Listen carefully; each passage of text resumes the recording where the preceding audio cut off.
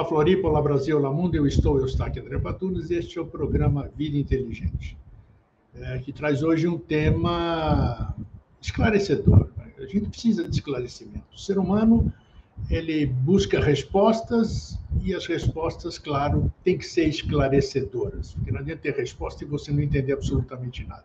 Então, você precisa pegar a fundamentação dessa resposta, criar sua própria, ter o seu próprio discernimento para você chegar a absorver alguma coisa disso que a gente traz para você.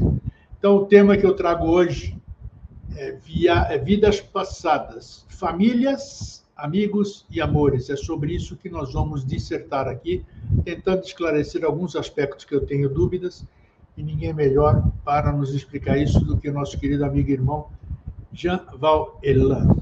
Elan, como é que você está? Tudo bem com você? Obrigado. Tudo em paz.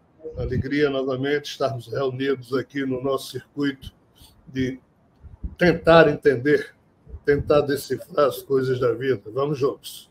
Vamos começar pelo seguinte. Eu lembro que numa das nossas últimas conversas, você disse que você fez uma complementação. Você pegou o livro dos Espíritos e você fez uma complementação em cada pergunta. Fala um pouquinho mais sobre isso, e depois eu continuo com a minha indagação. Que trabalho foi esse? Desde os anos 90, século passado, que um grupo de amigos espirituais me pedia para nós atualizarmos não a revelação espiritual organizada por Kardec, mas alguns temas que foram, então, abordados na segunda metade do século XIX e introduzir outros que hoje a gente sabe e, na época, ninguém sabia, então não houve perguntas aos espíritos naquela época sobre assuntos que hoje nós temos disponíveis.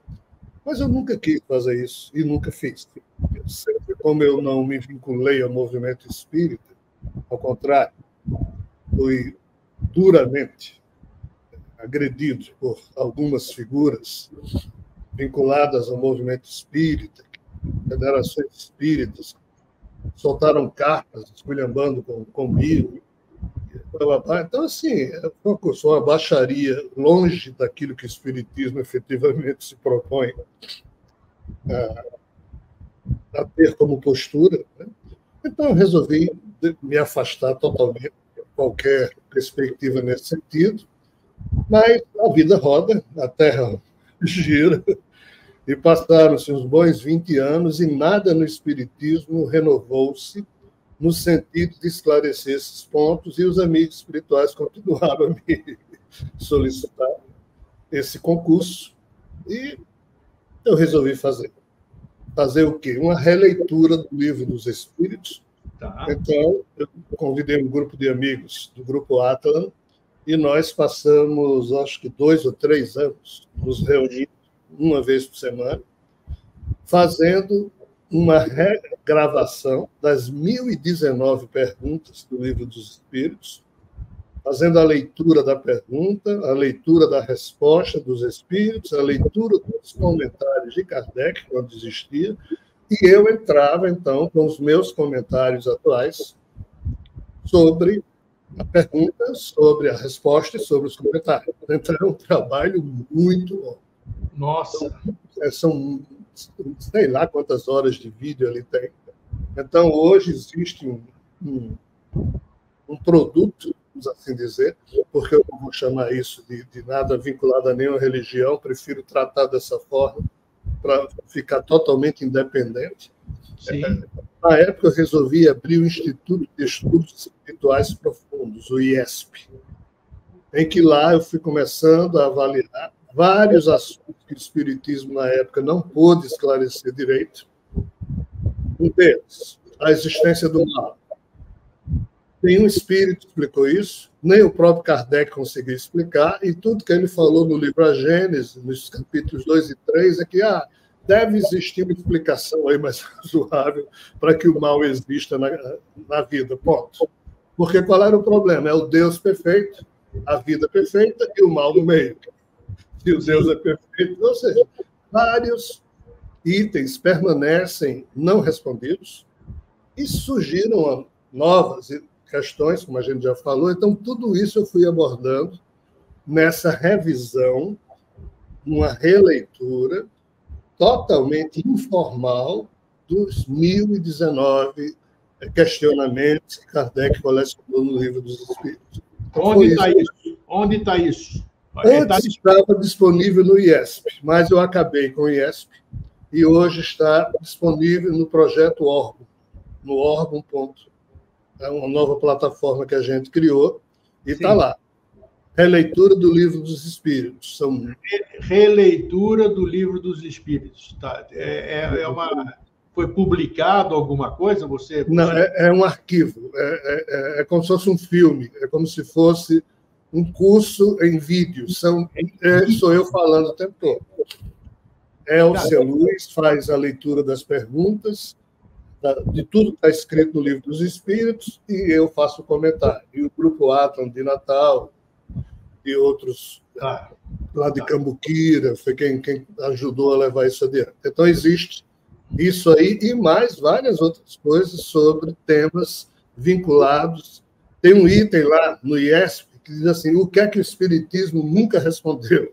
Aí eu coloco os termos. Bacana. Mas o IESP não existe mais de forma nenhuma, nem como página?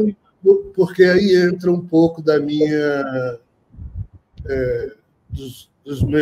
da minha torrente de defeitos. Sei. Quando eu percebo que eu não estou sendo útil a alguma coisa naquilo que eu me proponho a fazer, eu prefiro... Eu tirei meus livros de tudo que é livraria lá atrás, porque eu digo, eu vou tirar isso, eu não sei se isso está correto. Então, assim, eu tomo atitudes, como eu sou livre para acertar e errar, né? Então, assim, eu prefiro tomar atitudes que pacifiquem a minha consciência, independente de estar certo ou errado, de alguém achar bonito ou feio, eu não lido com plateia. Né? Então, assim, eu meio que fechei o IESP, porque não estava sendo muito útil, estava suscitando muitas críticas. Né? E eu digo, cara, quer saber?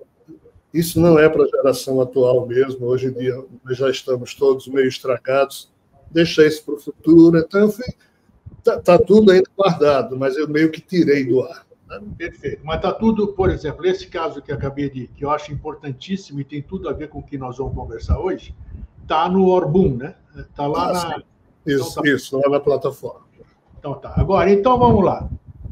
É muito importante, como você falou, quem lê, quem já leu, né?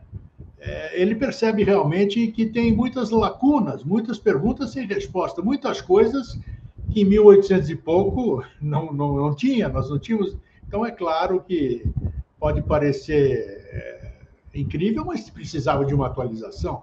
Você faz qualquer obra, naquele tempo a medicina de 1800 não é a mesma medicina de hoje, né? A de Hipócrates não é a medicina de hoje. Então, tudo evolui e é necessário você fazer um complemento. Bom, vamos lá. Eu sempre... Dúvidas minhas, né? Famílias. Tanto se fala na espiritualidade de que famílias, nós já conversamos aqui, de que as famílias vão se reunindo, vão se reunindo, porque tem os seus débitos, elas não vêm por acaso. Vamos começar pelo seguinte, vamos começar para a gente ir para adiante. Como é que se forma? Vamos voltar lá para o, sei lá quando, não sei quando, porque eu não sei o ponto zero, né, dessa coisa toda. Então, o leigo aqui está falando, né? Quando é que começou a família? Uma família qualquer. Homem, mulher, que é necessário para se formar uma família, né? Filhos, e depois ampliar um pouquinho. Como é que começou essa questão familiar? Captou o que eu quero perguntar ou não? Uhum. Tá. O que hoje nós, humanos, entendemos como família, isso é um conceito advindo da ressonância límbica entre os mamíferos. O que nós, humanos, de novo, pensamos hoje, sentimos hoje, entendemos hoje como sendo família, é muito recente. É uma consanguinidade compartilhada e pactuada por relações de ressonância mamífera. Isso só foi possível quando o cérebro mamífero, com o tálamo, o hipotálamo, o hipocampo e a amígdala cerebral, permitiu que sobre o cérebro ou cerebelo de réptil, que não tinha essas 4 centrais de coordenar sensações, quando a evolução providenciou isso. Só que isso é o que nós humanos podemos entender a partir da experiência do que a gente vê na natureza terrestre. Isso. Volto a isso daqui a pouco. Mas o que é que os espíritos disseram no livro dos espíritos antes de existir mamífero, ou seja, antes de existir esse universo, já existia uma espiritualidade pré-existente, em que espíritos já existiam nesse tempo e que se organizavam conforme suas afinidades, suas relações de afinidades. Então, a noção de família ancestral no âmbito espiritual, nós humanos entendemos como sendo algo que já existia, vamos dizer, no paraíso, que é essa coisa pré-existente, incriada, e que todo mundo lá, como era bacana, gente fina, aquilo era uma grande família, no sentido de, seja lá quantos ali existiam, era assim que se entendia. Todos eram um elo de uma grande corrente que tinha no ser que a gente chama de Deus, Pai, Mãe, Amantíssimo, que seja, um centro gravitacional ou algo parecido. Isso tem alguma fundamentação, Elan? Tem. Tá. Na minha perspectiva pessoal, tem sim. Só que todos esses circuitos de vida espiritual, e eu explico isso nos livros que eu publiquei, nas palestras que até agora fiz, isso foi se desdobrando em níveis de quase paraíso, né, em níveis de quase perfeição, para que exatamente os eus lá do paraíso pudessem sentir algo que não fosse perfeito. Então, o menos perfeito, ou seja, 99% de perfeição, vamos supor que isso seja possível. Então, cria-se, ou criava-se, ou foram criados ambientes a partir de um ambiente que era 100% perfeito, esse agora era 99%, e assim, uma certa escala para baixo, em termos de grau de perfeição, foi sendo criada, e de acordo com as experiências que esses espíritos passaram a ter, eles foram se reunindo, aí inicia uma segunda etapa nesse conceito de família espiritual que a gente está aqui abordando, né? Aí, nesses níveis paradisíacos, não totalmente perfeitos, mas quase perfeitos, foram se reunindo espíritos que, por nível de experiência, iam sendo ressonantes e passaram, então, a conviver juntos, o que mostra uma segunda face ou uma segunda fase do entendimento do que hoje a gente entende como sendo família. Vamos usar como analogia, quer dizer, você se reúne no Grupo Atlan, por exemplo, porque são pessoas afins, têm os mesmos. Então, vocês são formados grupos, assim como na Terra, são formados por afinidade no campo espiritual também. É isso? E sempre foi assim, até que houve o problema de uma criação indevida, e nessa criação indevida, espíritos tiveram que sustentar as formas que, dentro dessa criação, começaram a ser aqueles corpos transitórios que nascem e morrem, e nós, os humanos, somos a expressão mais moderna desse processo evolutivo dentro dessa criação problemática. Aí, aqui, as famílias passaram por um problema. Qual? Imagine 40 ou 400 ou 4.000 espíritos que se adoram, que são ressonantes, mas aí um deles fez merda numa vida transitória e não pôde voltar a conviver com aqueles seus afetos, porque teve que passar a conviver com aqueles que ele agrediu e fez mal. Aí surge aqui um terceiro aspecto, em que a família desse protagonista, que eu estou usando aqui como exemplo, né, que antes era aquele grupo que ele adorava, ele agora vai ter que conviver com quem ele fez M. Aí ele vai nascer aqui na Terra junto com pai, mãe, irmãos e irmãs, que se antes essas experiências eram programadas para espíritos de uma mesma família espiritual, agora é programado para espíritos que não gostam de você, porque você fez besteira na vida passada, então você agora estava vindo para uma família terrestre que não vai com sua cara e sua vida, a partir dali, vai ter um nível de desafio muito maior. Então, a partir daqui, você se desloca da sua família espiritual que existia antes, porque você não vai voltar nem para aquele nível espiritual onde eles estão. Você vai ter agora, de morrer, mas seu filho que você tinha nessa vida está no umbral tal, vai tentar ajudar. Aí você nem vai lá para cima, você vai continuar indo para baixo, no sentido de responder frente à sua consciência pelo nível de responsabilidade dos seus atos. Então, o conceito de família, quando o karma negativo começou a ser imposto, no sentido de que o que sai de um ser volta para ele, quando essas ressonâncias negativas começaram a cobrar o seu preço, a espiritualidade se desagregou por completo, teve que criar níveis incontáveis de realidade espiritual transitória, chamada erraticidade, para que esses espíritos passassem a, pelo menos, tentar conviver no estágio de desencarnados, já que, como encarnados, eles de se agredir. Então, a espiritualidade errática passou a ser um pano de fundo, ou a servir como hospital psiquiátrico, ou casa de repouso, ou prisão. Aí é quando a gente fala que a espiritualidade não é democrática nem um pouco. Porque aí você, entre aspas, seu eu existe aqui na Terra, o corpo morre, seu eu volta a existir nesse nível onde ele estava, ou vai para um pior, para onde você é chamado. Chamado por quem? Por outras consciências que exigem que você passe a sofrer o que você fez com que elas sofressem. Então, o conceito de família, Elan, ele é muito mais amplo do que a gente acha.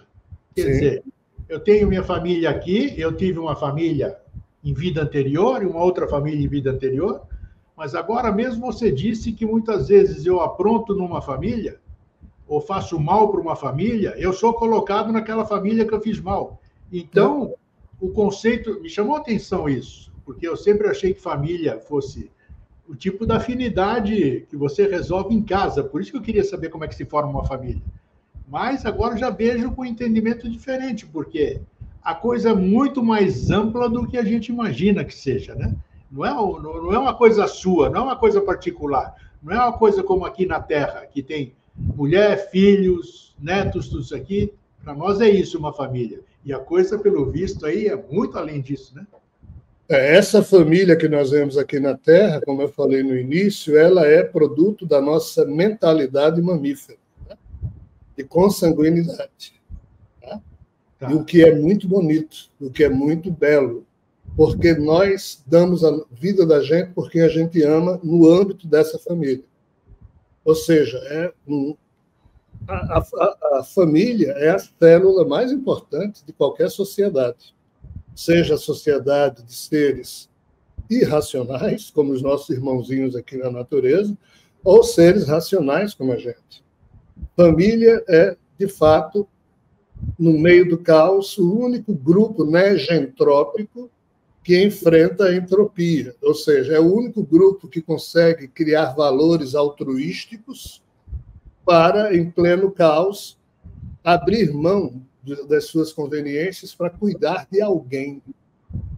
A gente faz isso por amor ou por obrigação familiar ou consanguinidade, o que seja, mas é assim que o mundo se organiza. Tá? Mesmo a gente testando quem vai cuidar um do outro, são os membros da família que vão cuidar um do outro até o fim. Bom, isso é mamífero. Só que esses mamíferos aí são animados por espíritos que não necessariamente são afins, né? É um absurdo, é uma loucura isso aí, né? E são submetidos à ressonância límbica dos mamíferos, ou seja, dois espíritos que não gostam do outro, por terem nascido numa mesma condição humana e numa mesma família, estão obrigados a conviver um com o outro e a depender um do outro até certas fases da vida. Depois pode até se libertar, mas ali. Então, essa ressonância límbica que os nossos irmãos mamíferos não racionais sentem, o que é ressonância límbica? É uma linguagem silenciosa e invisível que existe entre os mamíferos que faz com que um mamífero sinta o que o outro está sentindo, ou seja, uma leoa, um elefante, ele sente o que o outro está sentindo. Isso os torna solidários, porque eles não se diferenciam nesse sentido uns do outro, é como se aquele incômodo fosse neles também. Então, nós somos mamíferos racionais, somos mais que mamíferos, né? Então, essa racionalidade é o eu humano organizando uma natureza espiritual, sendo obrigado a lidar com a natureza animal transitória. Dependendo de como o eu da gente faça essa gestão, ele se espiritualiza ou ele se materializa, se torna mais denso e cria a sua sensação pessoal. Essa sensação pessoal o acompanha em qualquer situação. Nós temos uma concepção errônea. Por exemplo, a única certeza que nós temos, dizem, é que nós vamos passar do plano físico para o espiritual, né? Então, a gente fica preso à família, os familiares ficam saudosos de quem se foi, né? E quando geralmente passa para o lado de lá, encontra alguém, geralmente, não sei por que grau de afinidade, nem sempre são pessoas mais próximas que se foram. Eu, por exemplo, perdi a minha irmã com 22 anos e nunca mais tive contato com ela. Nunca mais tive contato. Eu acho estranho, né? Vivo constantemente sonhando com meu pai e com a minha mãe, mas são desse plano, dessa vida, tudo. Como nós já tivemos, Elan, uma série de famílias, como você acabou de dizer, né? E aí já aquele campo que eu vou pensar agora, que é muito maior a família do que aquele conceito domiciliar, né? Por que a gente não encontra, quando passa para o lado de lá, por que a gente não encontra essa família gigantesca que nós somos, que você falou que se originou tudo? Porque nós estamos estratificados em níveis, e, como eu disse, isso não é democrático. Os níveis espirituais, as diversas cidades espirituais que existem nos diversos planos, nenhum de nós escolhe para onde vai. Simplesmente o eu da gente é transferido para onde o espírito da gente já está. É o teu edifício, como você falou do edifício. Lá? Isso, aquela metáfora do edifício. Tá? Então, é todo mundo espalhado, porque nesse edifício, cada andar comporta uma pulsação vibratória X, Y, Z. E a pulsação de cada um de nós se ancora no nosso, chama-se conectoma, que seria o conjunto de todos os pensamentos, sentimentos, sensações, símbolos, tudo que um ser humano marcou nesse cérebro através da relação sináptica. Quando esse cérebro morre, o espírito escaneia. Então, o conectoma seria o eu de Rogério, o eu de Eustáquio dessa vida, o álbum de figurinha com todas as memórias e emoções associadas de cada instante que a gente viveu. Tudo isso o espírito leva. Dependendo da qualidade desse filme escaneado, dependendo do que existia em cada figurinha memorial associada a uma emoção, dependendo dessa resultante, o eu da gente vai para um andar X, nesse edifício espiritual que nos espera. Mas isso é automático. Você não tem que fazer nada, você não tem que descobrir o caminho. Por quê? Porque é o corpo de Rogério aqui, o corpo de Eustáquio aqui na Terra, mas o espírito que anima, os espíritos que nos animam, eles não estão aqui sobrepostos a esses corpos. Cada um está no seu andar espiritual. Eles podem vir se sobrepor esse corpo em alguns momentos, mas eles estão vivendo lá. Quando esse corpo morre, é só o eu da gente indo para lá, entendeu? Há essa sensação de túnel, de viagem em túnel, luzinha no final do túnel, tudo isso é a transferência da sensação do nosso eu, que antes estava vinculado a esse cérebro, definitivamente para o espírito. Então, está todo mundo em andares diferentes. Eventualmente, os andares de cima podem visitar os de baixo, mas, ao contrário, não se dá, porque os de baixo não sabem nem que tem andar para cima, porque são níveis de vibração distintas. Então, isso, em tese, responde o porquê da gente quase nunca se encontrar, a grande família nunca conseguir se encontrar, porque o caos não permite. O apego tem outro sentido, vamos dizer, ou não existe o apego? Você acabou de dizer isso aqui, né? A grande família se espalha tudo e você vê que muitas voltam para suas origens, quer dizer, conviveu na minha família, foi da minha família, mas a partir do momento que volta para o mundo espiritual, continua desagregado. Exato, que eu vejo como um desapego, né? Desapego daquele mundo que acabou de abandonar, onde se manifestava. Certos níveis espirituais reúnem os desapegados, mas outros níveis reúnem os apegados, aqueles que estão mortos, entre aspas, obviamente, se sentem vivos, mas se acham mortos em relação à realidade que antes tinham na Terra, mas ainda continuam a sentir as sensações que sentiam quando tinham um corpo físico. Esse é o problema do apego. Aí eles, como espíritos desencarnados, ainda vão querer fumar um cigarro, beber álcool, cheirar cocaína, comer pudim, transar, seja lá o vício que for. Nós podemos fazer um pouco disso tudo na vida e não ter nenhum problema. Mas se a gente se viciar, ou seja, se a gente se apegar, aí a gente está ferrado. É como uma reprodução do mundo físico, então. Sim, infelizmente, a erraticidade, ela reproduz, em termos grosseiros, 3 situações bem distintas. Uma, que não há a mínima noção de organização, que é a parte umbralina, é onde os eus, cujas sensações estão vinculadas ainda a ódios, a raiva, a disputas, a problemas mal resolvidos, a vinganças, isso funciona loucamente. Ninguém controla isso. Essa é a pior parte. A parte intermediária, que é que se chama de recuperação dos eus, cujas sensações são de pessoas ou de consciências particularizadas tendentes ao bem, mas que têm problemas de desmame devido ao apego que tiveram em relação a uma pessoa, a dinheiro, a coisas da materialidade. O apego do ciúme, por exemplo, é uma porcaria. O espírito que morre com ciúme está ferrado, porque vai passar por uma situação de constrangimento. Quem morre lulista, quem morre bolsonarista, está ferrado e não sabe.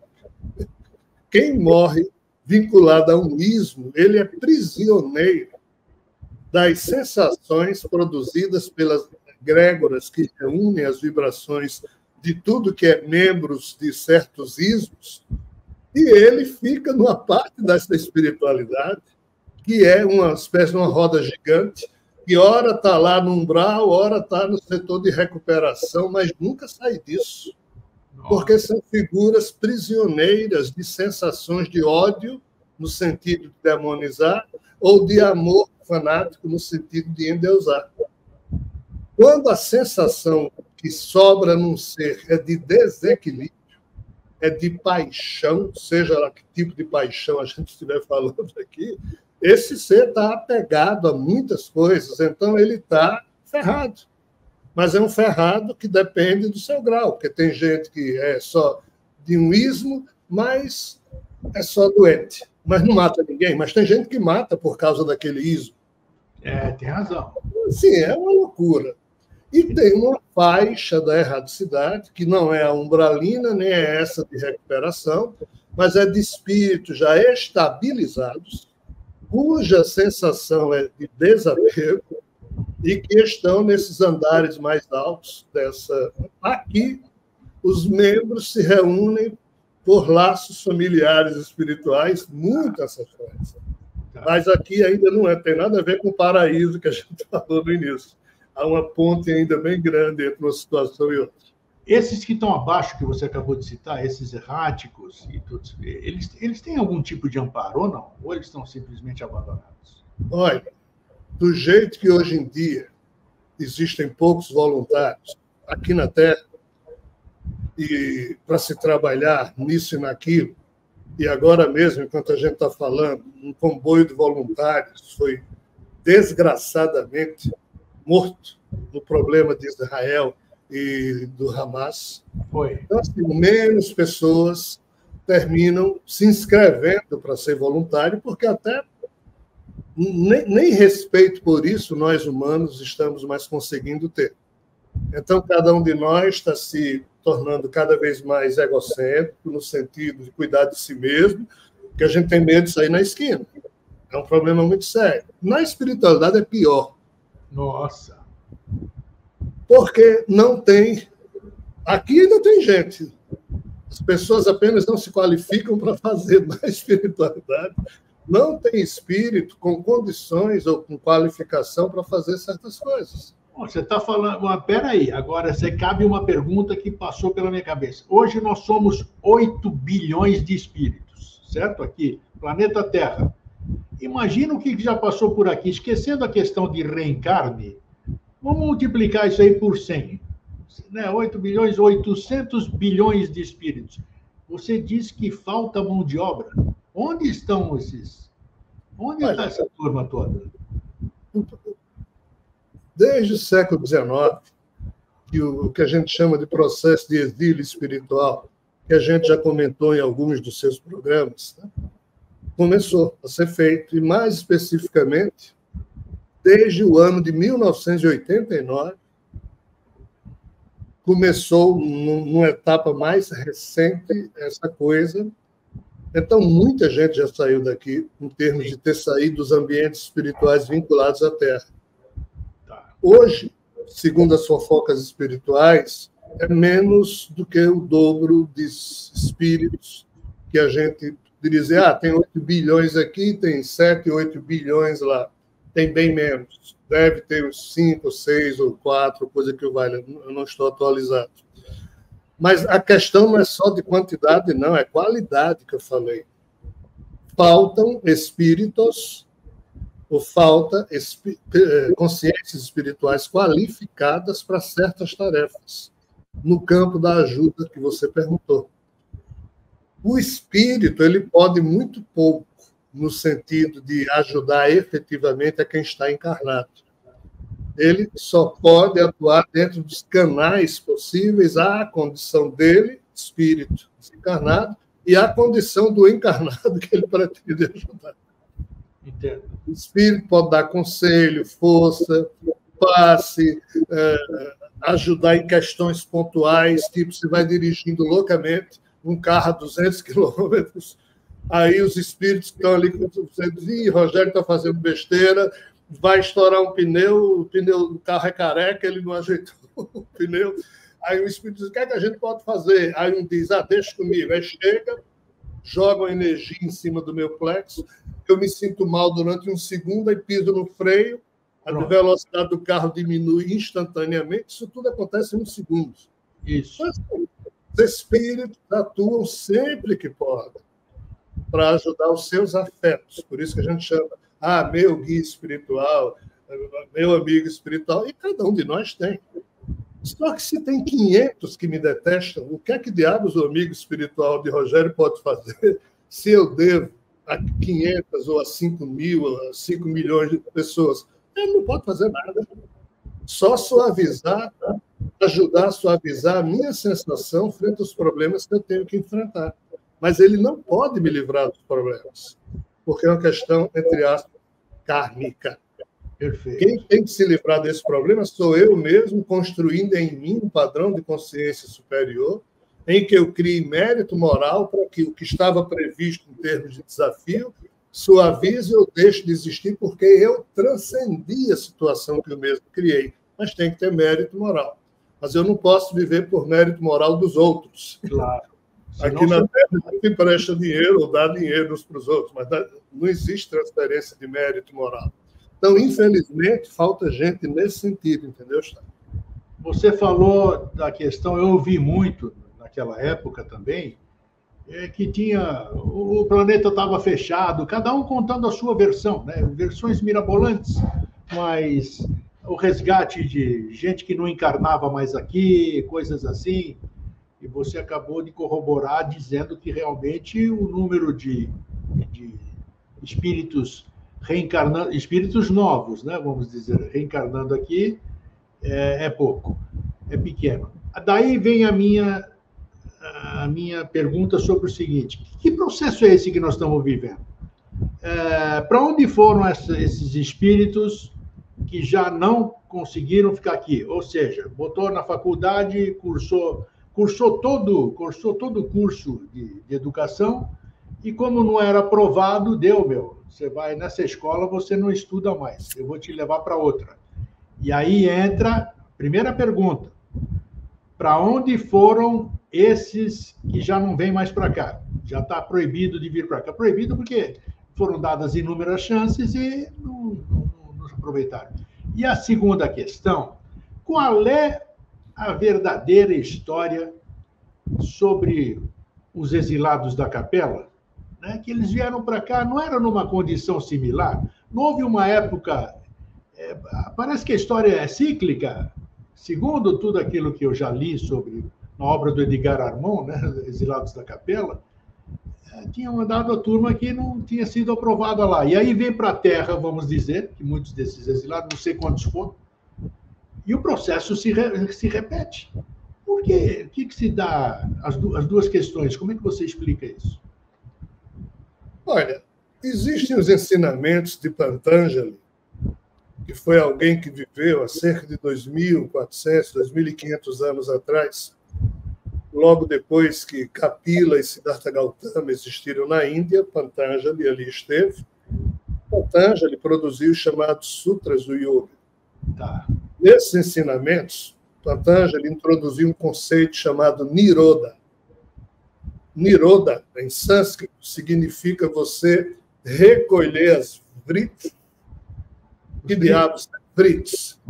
São as atividades mentais do Criador que estão distribuídas dentro da matriz.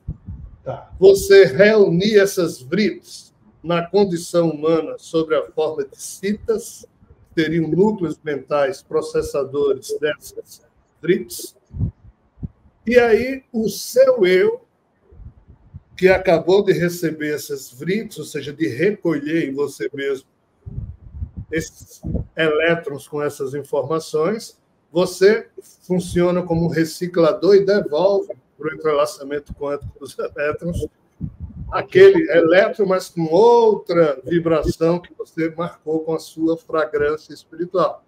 Você pode piorar, deixar do jeito que está, ou melhorar aquela informação que entrou via os dendritos dos neurônios que formam o nosso cérebro, e isso acontece a cada microinstante. Então, assim, sob essa perspectiva, qualquer ser que viva dentro dessa matrix é um reprocessador das vritis, ou seja, das atividades mentais que já existem na memória dos elétrons, e tudo que existe como sendo função de vida é a criação de novas espécies na evolução, para que esses novos membros dessas novas espécies criem cérebros mais sofisticados para melhor reprocessar as vritis, ou seja, a notícia podre que já existe no universo, a gente reprocessa e devolve isso dessa forma.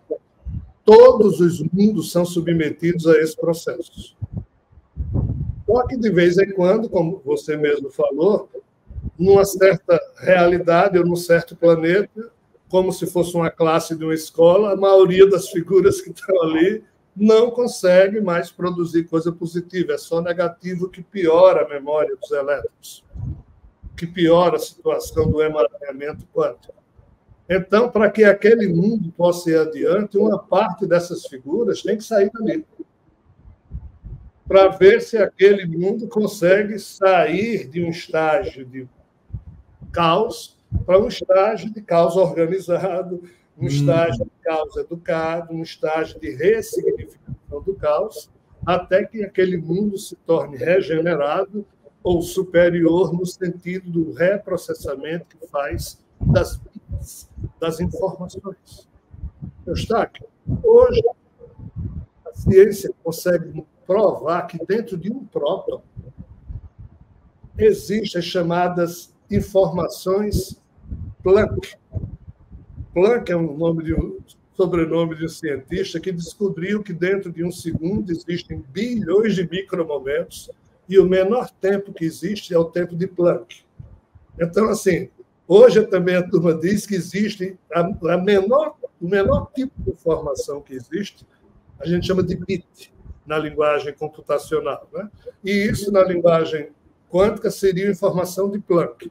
Pois muito bem, sabe o que a ciência descobriu? Dentro de um próton, todas as bits com as informações de tudo que existe dentro desse universo estão criptografados dentro de um próton. Um próton e um nêutron criam um núcleo atômico que atrai um elétron e formam um elemento químico. Então, a gente está falando que dentro de uma das partes que compõe o núcleo atômico, formado por 3/4, essa coisa, esse supercomputador, condensa na questão holográfica que a informação do todo está contida em sua microparte. Então, isso tudo está sendo processado a cada instante pelos seres vivos. Nós, os humanos, somos os mais recentes. Nós somos a espécie bebê, a que surgiu mais recentemente. Então, a gente processa isso melhor, ou deveria processar. Mas que ligação a gente tem? Você está falando humanos, você está falando nós humanos. Nós somos capelinos ou não nesse aspecto aqui? O exílio planetário que hoje a gente vê acontecer a partir da espiritualidade terrestre, lá atrás aconteceu não só a partir de espiritualidade, mas sim da fisicalidade dessa dimensão, porque seres que viviam no mundo saíram em suas naves e foram viver em outros mundos devido ao problema da rebelião de Lúcifer. Então, nós temos duas componentes. Uma de grupos que vieram fisicamente, no caso da Terra, aqui para a Terra. Eu conto isso na trilogia Terra Atlantis, que eu lancei já há alguns anos. Mas como Chico Xavier e Emmanuel explicaram no livro A Caminho da Luz, que Chico lançou, salvo engano, em 1947, no seu capítulo 4, onde está ali descrito as promessas do Cristo cósmico, pela primeira vez se fala em capela. Compreenda. Nós hoje falamos em capela. Edgar Armond escreveu livros Exilados em Capela, porque Chico Xavier e Emmanuel lançaram no livro A Caminho da Luz o resgate desse tema perdido, desse elo perdido. Antes disso, só se falava na doutrina dos anjos decaídos, mas sem dizer de onde esses tais anjos haviam caído. Então, Chico Xavier foi o primeiro a dizer, foi capela. Certo? Só que essa informação que Chico deu em 47, há 15 mil anos atrás, lá nas cidades hiperbóreas, parece que todo mundo sabia disso. O problema é que essas informações surgiram e foram só resgatadas. Mas por que é que existe exílio? Para que a reciclagem dos bits que cada ser cósmico precisa fazer, porque essa é a função da vida dentro dessa matrix, é reciclar informações podres, transformá-las em pulsações dignificadas. Essas mitologias explicaram isso lá atrás, só que a religião, a ciência, a filosofia estão cegas em relação a isso. E nem mesmo a revelação espiritual conseguiu explicar isso na época de Kardec, por isso que a explicação está vindo agora. Então, os exílios existem para propiciar sempre novas condições para que o ser transitório possa reciclar as informações que estão dentro da Matrix. Ponto. Então, hoje, podemos considerar que muita gente, os que não encarnam mais aqui, estão indo para os seus exílios, digamos assim? Infelizmente, sim. Muita gente. No ano 2004, um espírito que tem um vínculo muito forte com o espírito que me anima, em vidas passadas, parece que um já foi pai, filho, um do outro, coisa que falha. Em 2004, esse espírito foi exilado. Foi a última leva de espírito que eu tenho notícia, por sinal, que foi exilado. E o espírito que me anima esteve lá, se despedindo, vamos assim dizer, e assim, dizendo, ó, um dia a gente vai lhe resgatar. Não, é desagradável o negócio. Não tem notícia boa, infelizmente, a não ser que nós humanos as produzamos. Mas quer dizer, todo mundo que sai daqui, necessariamente vai para lugar ruim, vamos dizer? Não, não é lugar ruim, é lugar de recomeço. De recomeço. Só que esse lugar de recomeço termina ficando chato, porque só vai gente chata para lá. E essa questão da regeneração que tanto falam, é uma palavra muito comum dentro do espiritismo, da doutrina espírita, planeta de regeneração. A Terra se tornará um planeta de regeneração ou um lugar de regeneração é fora daqui? Olha, se nós sobrevivermos à nossa própria estupidez, duvido, e a estupidez que nos envolve, porque é estupidez em todo lugar, sim, seguramente a Terra um dia deverá se tornar um mundo regenerado nos termos em que a revelação espírita fala. Só que nós, humanos, estamos longe de entender o que diabo significa um mundo regenerado. Ah, com certeza, com certeza. Com certeza. Porque, assim, hoje em dia, esse mundo regenerado ele ficou tão distante desses tempos de transição que nós vivemos, que a própria espiritualidade tem como plano A não mais a regeneração da Terra, mas a especiação humana, para que novas famílias humanas comecem a viver em outros planetas, para que, assim, a experiência humana possa viver de maneira digna, porque aqui na Terra não dá mais. Os dignos aqui se ferram o tempo todo, então não produzem o bem, não se formam arcanos ou egrégoras do bem, porque logo são destruídas, porque está todo mundo apaixonado ou por um amor ou por um ódio que sente. São os ismos, cegam as pessoas. Né? Então, nesse sentido, o mundo regenerado é um mundo em que... Deixa eu explicar isso melhor. Chico Xavier explica isso em um dos seus livros, Emmanuel, e reproduzindo uma conversa que Jesus, Judas e Pedro teriam tido no certo fim de tarde, em que João e Pedro... Lucas e Pedro, não, João e Pedro, Judas e Pedro, desculpe, Judas e Pedro, dois dos apóstolos de Jesus, conversando com Jesus, estavam enchendo o saco de Jesus para que Jesus assumisse a sua posição de super-messias, se tornar o presidente dos judeus, aquela história toda.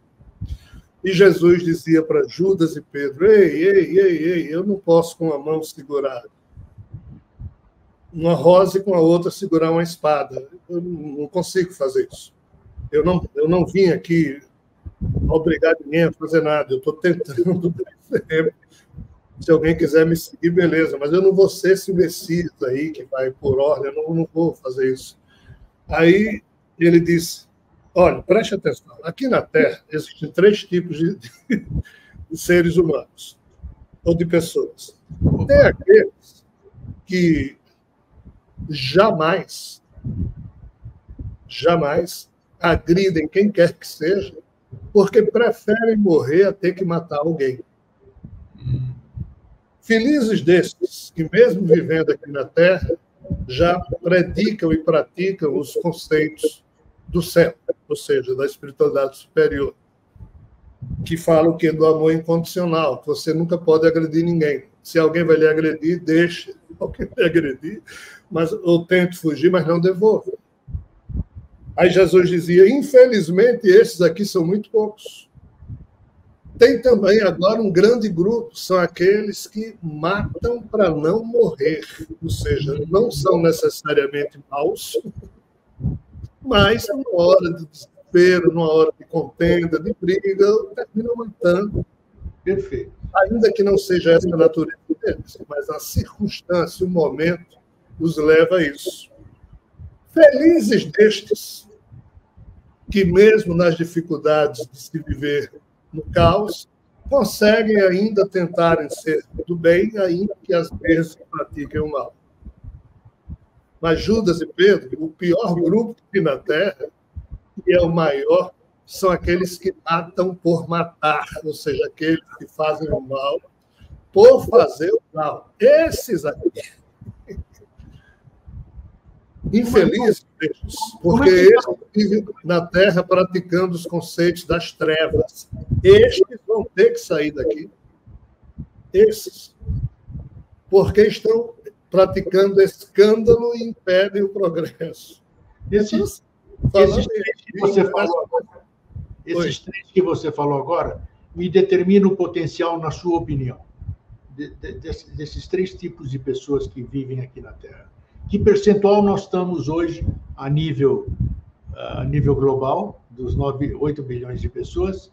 Me defina os percentuais de cada tipo de ser que você acabou de citar. Nesse ponto, eu tenho uma opinião bem diferente do que os meus amigos espirituais têm.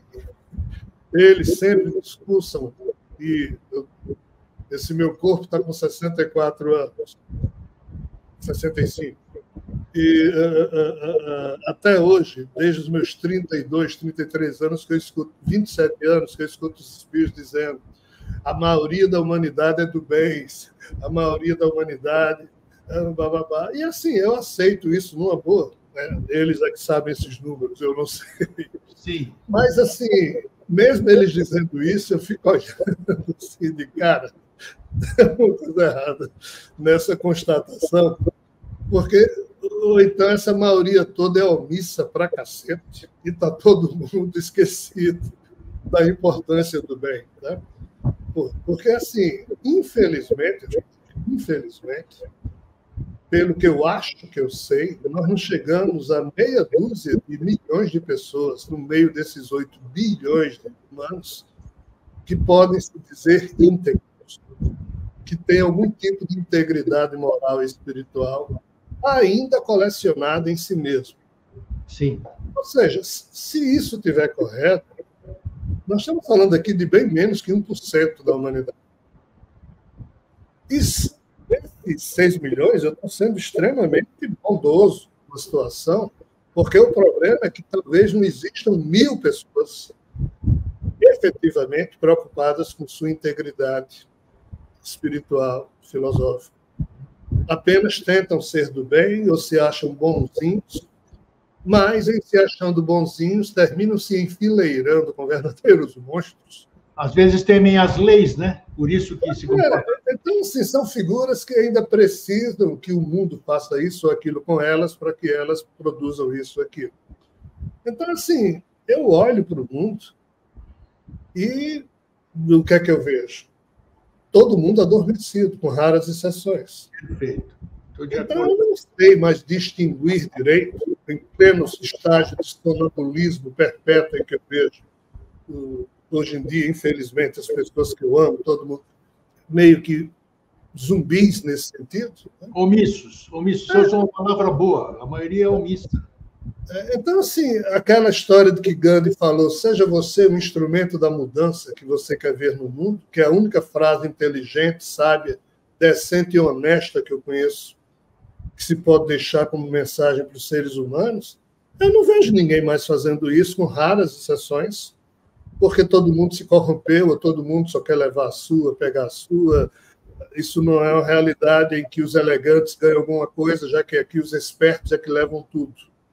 Então, assim, nesse contexto, meu irmão, eu não sei mais se existe gente boa na Terra ou gente dominada por esse entorpecimento moral, filosófico, espiritual, que nos minimaliza nesse campo aí, nos apequena total. Então, eu não sei lhe responder, mas os espíritos continuam insistindo, dizendo que mais de 50% dos humanos é do bem, seria esse grupo aí que faz o mal, mas não por tendência de fazer o mal, mas devido aos problemas da vida, mas tem assim uns 40% ou por aí que é uma turma que tornou-se imprestável no sentido de continuar a ser útil ao progresso da vida, então precisaria sair. Claro que todo ser humano é reaproveitável, eu inclusive. O pior ser humano, ele consegue ser reaproveitável, o que não se pode dizer dos seres que vivem nesse universo vizinho. Lá, nada é reaproveitável, porque não houve evolução. Aqui, mesmo que lenta, existe uma evolução em curso. Então, nós somos reaproveitáveis. Nós quem? Os biológicos, os mamíferos. Por isso que tudo que é ser desse universo vizinho vai ter que nascer nessa condição ao longo dos próximos milhões de anos, porque é a única esperança da reciclagem das informações. Então, assim, fechando a pergunta que você fez, eu penso que um pouco mais da metade, um pouco menos da metade da humanidade tornou-se imprestável para continuar a produzir vida aqui que permita a Terra se tornar regenerada. Ou seja, um mundo onde só espíritos tendentes ao bem possam nascer. Como isso já falhou há muito tempo, a loucura de enviar seres humanos para Marte, Lua, seja o que diabo for, é a salvação, entre aspas, para que o experimento humano possa não ficar cativo só da Terra, mas também existir em outros mundos. Se o daqui falir, vai ter outros humanos evoluindo, ou seja, a natureza humana vai escapar, vai continuar a existir, o que é tremendamente importante para o cosmos, porque, segundo essas fofocas, os humanos são quem reprocessam as vrites doentias que sobraram da criação indevida desse criador maluco. Os humanos é que melhor fazem isso. Se os humanos saírem de cena, o universo se ferra. Então, nesse sentido, eu diria a você assim, que na Terra tem meia dúzia de figuras, meia dúzia de milhar de figuras que têm consciência do que está havendo. Tem alguns milhões de pessoas que estão procurando ter consciência, estão se esforçando, mas não necessariamente ainda têm. Aí tem esse grande grupo aí de gente do bem, mas que faz mal, se corrompe, mas seu coração ainda é do bem. Mas tem uma turma aí, cara, que realmente não tem mais jeito. Elan, nós estamos quase em cima da hora. Eu gosto de conversar com você porque você não ilude nesse aspecto, né? Vamos dizer. Que todas as outras filosofias, a maioria das pessoas fica pregando, dizendo, palestrando, falando da esperança de um mundo melhor, de resgate disso, de resgate daquilo, da volta desse, da volta daquele, e você dá umas chacoalhadas, pelo menos na entrevista que você dá no Vida Inteligente. Em outros lugares, cada um pede o que quer, né? Vamos falar desse assunto. Mas aqui eu estou sempre focado exatamente para isso, para a evolução humana, para descobrimento humano e para o esclarecimento do que poderia se tratar como verdade. E você sempre foi, uma característica sua, que eu admiro bastante, você sempre foi contundente. Você nunca falou, pelo menos no Vida Inteligente, só posso falar do Vida Inteligente, você não falou nunca aqui para iludir alguém. Você falou na lata. Muita gente não deve gostar do que você fala. Porque a maioria das coisas que você fala, você tira a esperança disso aqui, de um mundo melhor, de amanhã, isso aqui que você acabou de dizer. Eu disse certa vez que se Jesus voltasse hoje, para levar os escolhidos, ele lotaria uma Kombi, não mais? No máximo, que você acabou de dizer. Ele lotaria, porque não tem realmente aqui. É aquilo que você falou, os bons não se manifestam, são omissos. Então, te parabenizo aqui ao vivo por ser você mesmo, você só tem a ganhar, ao meu ponto de vista, você só tem a ganhar com isso, porque quando você passar para o lado de lá, vamos dizer, Rogério, eu não sei se você não vai ser mais Rogério, mas tudo bem, né? Cara, você fez... Não pode ser qualquer.